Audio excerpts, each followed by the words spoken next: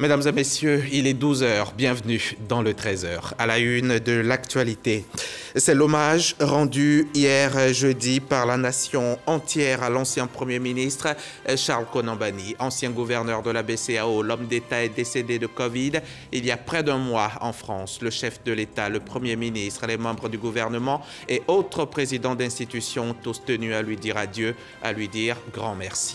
La ministre Candia Camara est à Rome, en Italie, pour une visite de travail. Elle a signé hier un accord avec le gouvernement italien pour la lutte contre l'immigration clandestine et la traite des humains. 4 postes frontières terrestres seront donc construits en Côte d'Ivoire dans le cadre de cette lutte. La liberté de la presse, jamais sacrée jusqu'à présent, figurait parmi les favoris pour cette année. Le prix Nobel de la paix est attribué à 2 journalistes. Il a été décerné à Maria Ressa et Dimitri Muratov pour leurs efforts en faveur de la liberté d'expression aux Philippines et en Russie. Le prix, une médaille d'or, un diplôme et environ 650 millions de francs CFA. C'est un hommage national, une reconnaissance nationale, une gratitude nationale à l'endroit de Charles Konan Banny, l'ancien Premier ministre décédé de Covid le 10 septembre dernier en France. La cérémonie qui a eu lieu dans l'enceinte de la primature au plateau en présence du président Alassane Ouattara, un adieu national à un grand serviteur de l'État. Le témoignage de Viviane Haïm. C'est au soir du 10 septembre dernier que la nouvelle est tombée, tel un couperet, laissant la Côte d'Ivoire dans la stupeur. Charles Konan Banny est décédé à l'hôpital américain de Paris, où il était soigné de la Covid-19. Une mort brusque qui a surpris tout le monde. Ex-premier ministre de la République de Côte d'Ivoire de 2005 à 2007. Ex-président de la commission Dialogue Vérité et Réconciliation de la Côte d'Ivoire de 2011 à 2014. Candidat à l'élection présidentielle d'octobre 2015, Charles Konan Banny fut aussi, avant son entrée en politique, gouverneur de la BCEAO, poste qu'il a occupé pendant 15 ans. C'est donc crédité d'un riche parcours qu'il s'est éteint ce 10 septembre 2021 à l'âge de 79 ans. La nation reconnaissante au grand serviteur de l'État qu'il a été lui a rendu l'hommage national ce jeudi 7 octobre dans l'enceinte de la primature où il a exercé. Il fut le 5e Premier ministre de la République de Côte d'Ivoire. Présents, les grands symboles de l'État, le drapeau national, le président de la République Alassane Ouattara, les grandes institutions de la République, le gouvernement, le corps diplomatique. Associé à cet hommage national, la famille de l'illustre disparu, son épouse, ses enfants, ses amis et anciens collaborateurs. Un grand portrait de l'ex-premier ministre symbolisait sa dépouille.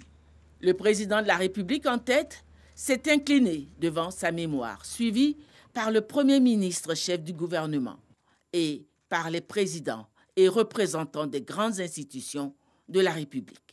Un témoignage et une oraison funèbre sont venus rappeler les qualités et la contribution de Charles Konan Banny au rayonnement de l'État de Côte d'Ivoire qu'il a servi. Le Premier ministre Charles Konan Banny a été un homme de courage, un homme de principe, un homme de devoir et un homme de rassemblement. Un homme de courage. Le courage, nous le savons, c'est la force, la fermeté et le zèle avec lesquels l'on entreprend des tâches difficiles, où l'on affronte le danger ou la souffrance. Il fallait du courage pour accepter la fonction de Premier ministre en 2005. Et il fallait encore plus de courage pour l'exercer dans une atmosphère extrêmement tendue et de méfiance généralisée. Un homme de principe. Un homme de principe est un homme dont la vie est gouvernée par les principes, c'est-à-dire par des convictions d'ordre moral. L'on dit aussi qu'un homme de principe est un homme de caractère, un homme qui, ayant de fortes convictions, s'efforce avec fermeté et persévérance d'y conformer sa conduite, quel que soit ce que cela peut lui coûter. Charles Konan Banny faisait partie des hommes de ce type. L'amour et le respect de ces principes, et je signale cela seulement à titre illustratif, l'ont amené en 2006 à démissionner de son poste de Premier ministre lorsqu'est survenu ce qu'il est convenu d'appeler le scandale des déchets toxiques, ayant estimé en conscience avoir failli à l'un de ses devoirs, qui était celui de protéger la santé des Ivoiriens. Cette démission, il est vrai, a été diversement interprétée, mais laissons cela au jugement de l'histoire. Je salue, au nom de Monsieur le Président de la République et de la nation tout entière, le Premier ministre Charles Konan Banny, qui, à un moment délicat de l'histoire de notre pays, a fait don de soi à son pays. Excellence, Monsieur le Président de la République, si la Côte d'Ivoire, digne dans la douleur, pleure un de ses illustres fils, vous, Excellence, vous pleurez un frère, vous pleurez un de vos compagnons, compagnon avec lequel vous avez parcouru une bonne partie de votre vie professionnelle, pour ne pas dire de votre vie. En effet, économistes vous deux, vous avez ensemble écrit des pages glorieuses de la vie de la BCEAO. Nous qui, à vos côtés, avons eu la chance de vivre ce pan de l'histoire, avons vécu votre complicité avec l'illustre défunt. Nous avons, en effet, souvenance de la relation de confiance mutuelle que vous avez entretenue avec le défunt Premier ministre. Ainsi, quand le président Félix Houphouët-Boigny vous a fait appel aux cheveux de la Côte d'Ivoire en qualité de président du comité interministériel, puis de Premier ministre, c'est lui, Charles Konan Banny, que vous avez proposé pour vous succéder en qualité de gouverneur de la BCEAO. De même, dès votre accession à la magistrature suprême en 2011, c'est à lui que vous avez bien voulu confier la gestion du volet réconciliation nationale dans une Côte d'Ivoire secouée par des contradictions internes et une profonde division. Excellence, Monsieur le Président de la République, Mesdames et Messieurs, la douleur est grande, le chagrin immense, la perte énorme, parce que nous venons de perdre, avec le Premier ministre Charles Konan Banny, un grand homme d'État aux compétences professionnelles avérées et reconnues de tous. Puis l'instant solennel de la sonnerie aux morts.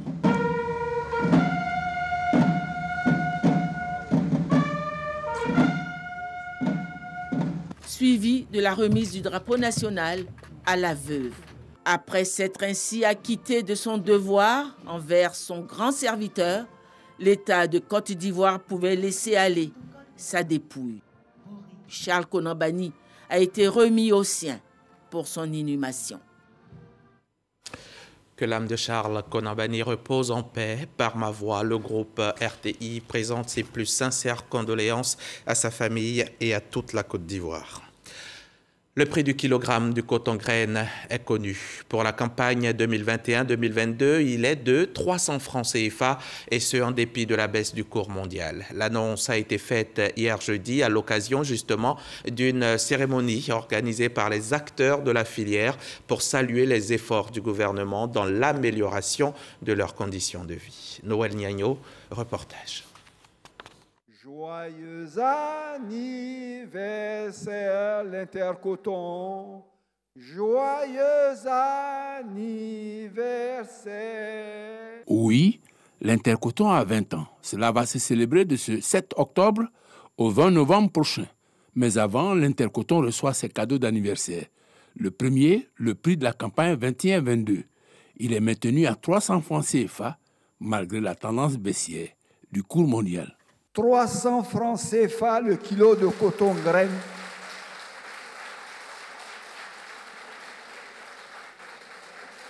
« 300 francs CFA le kilo de coton graine de premier choix et 275 francs CFA le kilo le coton graine de deuxième choix. » Pour le soutien de ce prix, l'État a consenti un appui à la dimension des enjeux socio-économiques de cette spéculation. Sur la base de la prévision de production de 582 485 tonnes, ceci induit donc un soutien du gouvernement de 32,9 francs CFA le kilo, correspondant à 19 milliards 164 francs CFA. C'est un ouf de soulagement pour les producteurs. Quand j'étais avec mon papa, nous avons cultivé le coton et nous avons vendu le coton à 60 francs, à 70 francs. Aujourd'hui, si c'est à 300 francs, ça veut dire que vraiment c'est un effort du gouvernement, ça nous encourage. Au-delà du prix du coton-graine, le gouvernement a consenti un deuxième cadeau d'anniversaire. Il a porté sur le prix des intrants. Pour le NPK, 277 francs CFA le kilo, soit 13 850 francs CFA le sac de 50 kilos.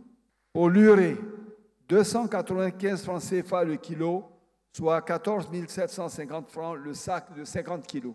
Pour les insecticides, 33 000 francs CFA par hectare pour le cycle culturel.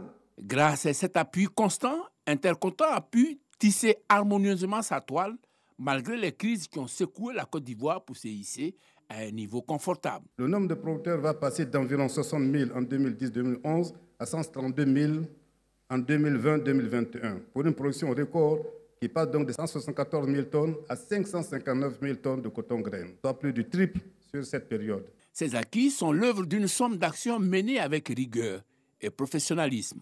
Le sérieux, le dynamisme et la dextérité affichés dans l'exécution de ces tâches depuis 20 ans lui ont permis d'élargir son réseau professionnel en y intégrant ses partenaires stratégiques, techniques et financiers internationaux au plus haut niveau, dont l'Union européenne, le groupe de la Banque mondiale, l'Agence française de développement. Comme on le voit, l'Intercoton a su exploiter ces 20 années pour se positionner comme une organisation crédible et forte. Pour l'avenir, le Premier ministre fait une invite. Notre conviction stratégique est simple et forte. La consolidation des acquis et l'accroissement de la profitabilité de la filière, comme dans d'autres secteurs agricoles, passent nécessairement par une transformation nationale accrue de nos richesses agricoles et donc une relance puissante de l'industrie ivoirienne du textile et de la confection. Le coton en chiffres, c'est 7% des recettes d'exportation et contribue à hauteur de 1% au produit intérieur brut. Le bassin cotonnier s'étend sur une superficie de un peu plus de 50% du territoire national et fait vivre environ 3 millions d'Ivoiriens. Kandia Camara est à l'extérieur depuis quelques jours déjà. Là, elle est à Rome. Sur place, la ministre d'État, ministre des Affaires étrangères, vient de signer un accord avec le gouvernement italien. Les deux pays ont décidé de se battre ensemble contre l'immigration clandestine et la traite des humains. Les précisions de Michel Digré, notre envoyé spécial. Les défis posés par la migration irrégulière des populations exigent une prise de responsabilité commune et l'engagement des pays d'origine et de destination à gérer efficacement tous les aspects humanitaires et sécuritaires liés à ce phénomène. La Côte d'Ivoire et l'Italie signent un protocole d'accord pour renforcer les capacités de leurs forces de police compétentes en matière de gestion des frontières et de la migration irrégulière, de retour des migrants, de lutte contre le trafic de migrants et la traite des humains. La Côte d'Ivoire était représentée par la délégation conduite par la ministre des Affaires étrangères, Kandia Camara. La ministre de l'Intérieur, Luciana Lamorghese, dirigeait la partie italienne. Kandia Camara a également eu une séance de travail avec le grand chancelier de l'Ordre de Malte qui a annoncé un projet d'accord sectoriel portant sur la formation des secouristes civils en Côte d'Ivoire pour combler le déficit de sapeurs-pompiers à l'intérieur du pays. Nous entretenons des relations fraternelles avec la Côte d'Ivoire depuis près de 50 ans, au cours desquelles nous avions mené des activités humanitaires et dans le domaine de la santé. Ce genre de rencontres permettent de maintenir cette amitié et nous a permis de réfléchir sur la manière dont nous pouvons développer d'autres activités en Côte d'Ivoire. Nous avons transmis les remerciements du président de la République et de la Côte d'Ivoire à son Excellence pour tout ce que l'Ordre de Malte a fait depuis près d'un demi-siècle en Côte d'Ivoire, aux Ivoiriens. Et donc c'est le sens de notre présence ici pour leur exprimer toute la gratitude du président de la République, son Excellence Alassane Ouattara, et du peuple de Côte d'Ivoire. Fondé au XIe siècle, l'ordre de Malte est un ordre religieux catholique et laïque qui, par sa vocation hospitalière, agit au service des pauvres, des malades et des populations vulnérables dans le monde. AVSI est justement une ONG italienne présente en Côte d'Ivoire depuis plusieurs années déjà. Son champ d'activité, c'est la protection de l'enfant. Elle vient même de lancer un nouveau projet qui vise à renforcer les capacités des travailleurs sociaux, des communautés et des familles sur la question. À terme, ce sont plus de 300 enfants vivant avec un handicap qui bénéficieront de familles d'accueil. On en saura plus avec Sephora Zegui dans nos prochains journaux. On en vient maintenant à cette visite terrain de Thomas Camara. Le ministre des Mines, du Pétrole et de l'Énergie a visité le chantier du projet dénommé Nouveau consommateur Azito 5 et Cyprel 4. C'est un projet qui consiste à accroître les capacités de fourniture en gaz en vue de satisfaire les besoins en gaz pour la production d'électricité. Une première phase des travaux est déjà achevée. C'est ce que nous dit Jean-Luc Gbangbo. Pour ce projet qui s'étend entre Jacquesville et Azito, en passant par Vridi, c'est dans les airs qu'une partie de la visite du ministre s'est effectuée. Les sites de production de gaz en mer ainsi que les itinéraires prévus pour la réalisation des pipelines ont été observés par Thomas Camara. Il a pu ainsi s'imprégner de l'état d'avancement de ce projet dont l'objectif est d'accroître les capacités de fourniture en gaz pour la production nationale d'électricité. Le chantier est encore en cours. Nous voulons donc encourager les équipes à poursuivre le travail avec le même rythme, de sorte que nous puissions remplir nos obligations, à savoir fournir l'électricité à la population et aux industriels en quantité suffisante. Ce projet vise à répondre aux besoins supplémentaires en gaz qui seront générés par les 2 nouvelles centrales électriques en construction à Azito et Tabot à Jacquesville. Des centrales qui apporteront 650 MW de plus à la Côte d'Ivoire. Au total, ce sont 98,7 km de pipeline qui seront réalisés dans le cadre de ce projet. Une première phase qui consistait à la mise en place d'un poste de livraison à Azito est achevée depuis mars 2021. L'usage des énergies renouvelables devient un impératif si on veut promouvoir le développement durable. Ce sont les mots des experts. Ils l'ont dit cette semaine au petit déjeuner de l'innovation. Énergie renouvelable et amélioration des conditions de vie des populations ivoiriennes. C'était le thème de la rencontre initiée par le FONSTI, le Fonds pour la science, la technologie et l'innovation. Suivons le compte-rendu de Dangui Dangui. À partir du manioc, il fabrique du bioéthanol utilisable comme du carburant. L'invention de Eddy lui a permis d'avoir de nombreux prix.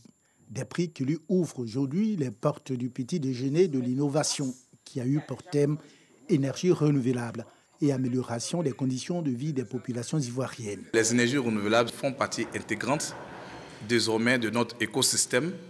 Vu l'urgence du réchauffement climatique que notre monde vit, et il est très important, il est même nécessaire que nous passions à une transition écologique. Présentation, questions, réponses, contributions ont enrichi ce rendez-vous d'échange et de partage de bonnes pratiques qui a rassemblé de nombreux experts et les acteurs de l'environnement. Le développement de l'énergie renouvelable n'est pas une option, mais un impératif pour les États du monde entier qui rêvent de développement durable. C'est l'une des convictions les mieux partagées par ces chantres du développement durable. Nous devons inscrire notre vision du développement dans la durée. Et si vous voulez travailler dans la durée, non seulement pas pour vous, pas pour les générations actuelles, mais pour les générations à venir, il est important que vous envisagez d'investir sérieusement et massivement dans les énergies renouvelables. Il est inconcevable que dans un pays comme la Côte d'Ivoire, qui dispose de soleil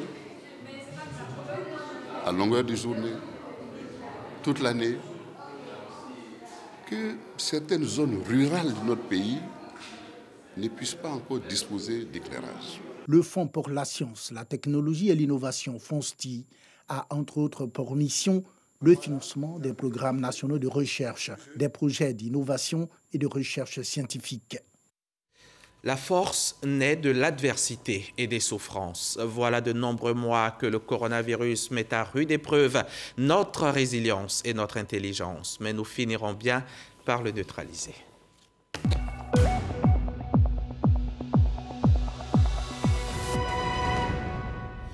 En attendant, le virus continue de mener les débats. Il nous désoriente, il nous malmène, il nous tue. Hier encore, il a emporté une vie en rendant malade 68 personnes. Depuis mars 2020, 60 641 personnes ont été touchées par la maladie et 1374 se battent encore pour en guérir. 654 autres n'ont pas eu cette chance.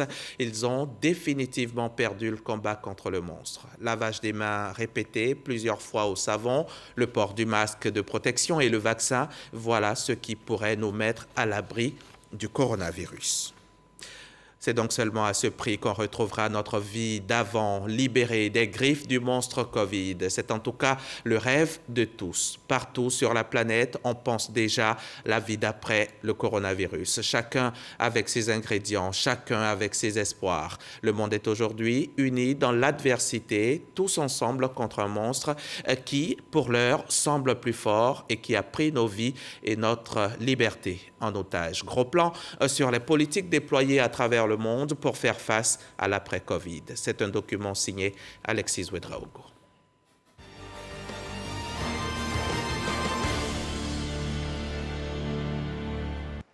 En 24 heures mercredi, la Russie enregistre plus de 900 morts de la Covid-19. Indexé, le variant Delta et l'indifférence des populations à l'égard du vaccin.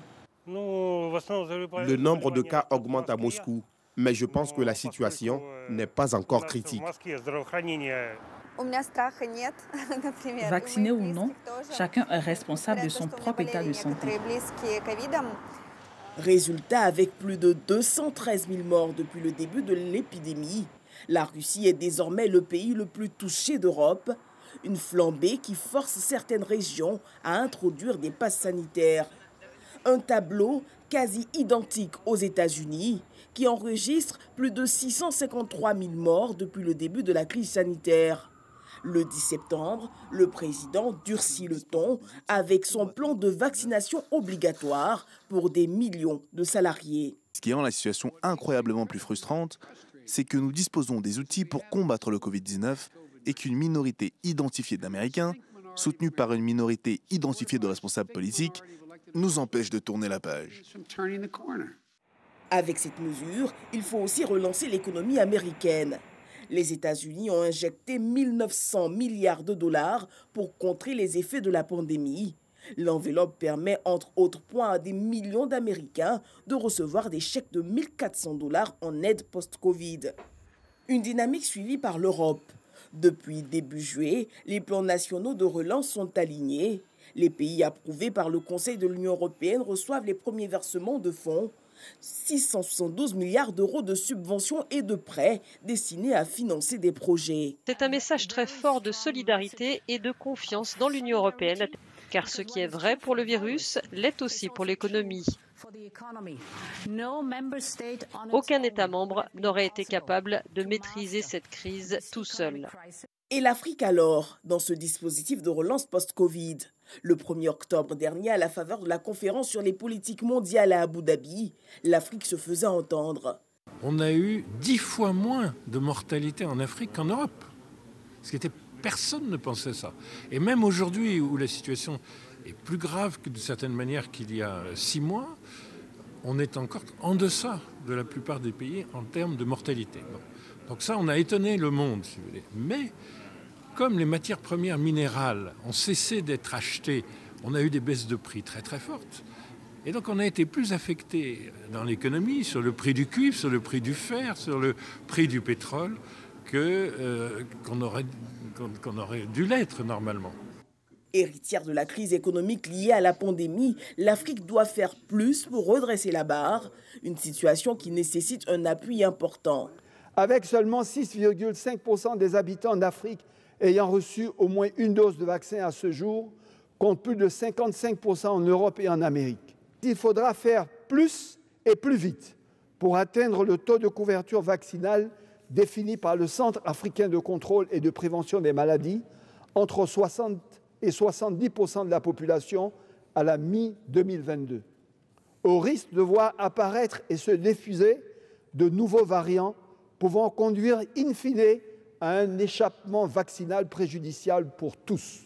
Un appel soutenu début avril par l'OMS qui invite à la solidarité. Nous devons continuer à plaider pour la solidarité mondiale parce que le virus ne sera pas vaincu dans un monde qui est divisé. Il nous faut partager tout ce que nous avons afin de pouvoir de repousser ce virus. Et le partage ou le soutien mutuel, ça n'est pas de la charité. C'est en fait dans le meilleur intérêt de chaque pays. Aux côtés de l'OMS, le FMI, avec une recette toute tracée, augmenter les impôts des plus riches et des entreprises ayant fait des bénéfices importants durant la pandémie pour soutenir les plus vulnérables. Aussi convenu la prolongation du moratoire sur les paiements des intérêts de la dette pour les pays les plus pauvres. Comme indiqué par le G20, aujourd'hui nous proposons une nouvelle allocation de droits de tirage spéciaux pour compléter les réserves officielles des pays membres de 650 milliards de dollars. Cela contribuera à répondre aux besoins mondiaux à long terme en matière d'actifs de réserve et à fournir un apport substantiel de liquidités à tous nos membres, en particulier les vulnérables. Solidarité, le mot-clé au final, la panacée à cette crise mondiale de la Covid-19. Le monde de l'après-Covid, c'est un reportage signé Alexis Ouedraogo à revoir sur RTI Mobile et sur rti.ci. On parle aussi sécurité routière dans cette édition, la sécurité par le civisme sur les routes. Dans son grand projet de lutte contre la fraude dans le processus de délivrance du permis de conduire, le ministère des Transports vient d'initier une formation des moniteurs d'auto-école. Ils sont plus de 500 à renforcer leur capacité sur la digitalisation des examens du permis de conduire. Reportage Jenna Babini dans un commentaire de Jenna Toubé. C'est une innovation majeure dans la formation au code de la route et à la conduite automobile, l'introduction du digital dans le cours dispensé dans les auto-écoles. On voulait quand même un programme d'enseignement commun en Côte d'Ivoire. On l'a aujourd'hui, on est fiers de ce produit aujourd'hui. Comme la Côte d'Ivoire elle est grande, il y a plusieurs langues, on va aller doucement pour que le produit puisse prendre. Monsieur vient de chez lui sans connaître l'informatique. Il arrive à l'auto-école, on le met sur un plateau informatique. Mais il est perdu. Où se trouve tout individu qui aspire à un permis de conduire, il va falloir qu'il apprenne à connaître d'abord l'informatique. L'ordinateur devient un support pédagogique et didactique que doivent s'approprier les enseignants formateurs que sont les moniteurs d'auto-école. Les choses évoluent, donc il faut aussi que l'auto-école puisse évoluer aussi. Il faut que vraiment ce soit vraiment suivi et qu'à tout moment, on ait encore des formations pour pouvoir améliorer le système encore. On est prêt à s'équiper. Puisqu'on veut avancer, on veut évoluer. Je pense que le ministère va nous accompagner, va nous aider à mieux s'équiper. Le processus d'obtention du permis de conduire reste le même, à la seule différence que le candidat est face à un ordinateur sous la supervision du moniteur. L'outil informatique offre une plateforme flexible et adaptée à l'environnement qui vient améliorer la délivrance du permis de conduire. Si je passe un permis de catégorie B, je n'aurai pas le même examen que celui qui passe un permis de catégorie BCDE. Mais c'est de façon nationale. C'est la machine qui vous envoie la question, ce n'est pas un individu. Donc la question va défiler sous forme de QCM dans un ordre qui est aléatoire et qui est différent d'un candidat à un autre. Chacun a son rythme, mais il y a un timing qui est défini pour tout le monde. Donc à la fin, le résultat s'affiche devant vous. Donc vous savez vous-même si vous êtes apte ou inapte. Il n'y a aucune intervention humaine dans ce processus d'évaluation. Il a la possibilité de sélectionner la langue. Par défaut, c'est le français. Sinon, vous avez la possibilité de défiler, choisir entre le BT, le baoulé et puis le malinké. Aujourd'hui, on est en train de basculer dans le système de digitalisation qui fera en sorte qu'il y ait une transparence autour des examens, mais surtout de la rigueur dans l'évaluation des différents candidats. Abidjan abrite la phase pilote du projet de digitalisation des auto-écoles. Les localités de Boaké et d'Aloa vont recevoir les 2 prochaines cohortes. La réforme du permis de conduire annoncée par le ministère des Transports est en marche. Je vous l'ai dit en titre, le prix Nobel de la paix a été attribué ce vendredi à 2 journalistes, la Philippine Maria Ressa et le Russe Dimitri Muratov, pour leur combat courageux pour la liberté d'expression dans leurs pays respectifs. Maria Ressa et Dimitri Muratov sont les représentants de tous les journalistes qui défendent cet idéal dans un monde où la démocratie et la liberté de la presse sont confrontées à des conditions de plus en plus défavorables. Clin d'œil spécial à tous les Ivoiriens, à tous les journalistes ivoiriens qui se battent au quotidien pour défendre la liberté de la presse. Dans le cadre des éliminatoires de la Coupe du monde de football 2022 organisée dans la zone Afrique, la Côte d'Ivoire affronte le Malawi ce vendredi sous le coup de 13h, suivi des matchs Angola-Gabon et Cameroun-Mozambique. Ces éliminatoires mettent aux prises les sélections nationales du continent afin de désigner 5 équipes qui seront qualifiées pour la Coupe du monde de football 2022 qui sera organisée au Qatar. Bonne chance à nos pachydermes, vous êtes les meilleurs. Et sur l'info, les meilleurs, c'est nous, RTI 1. Merci de votre fidélité, merci surtout de votre confiance. Je vous retrouve à demain, même heure, même lieu.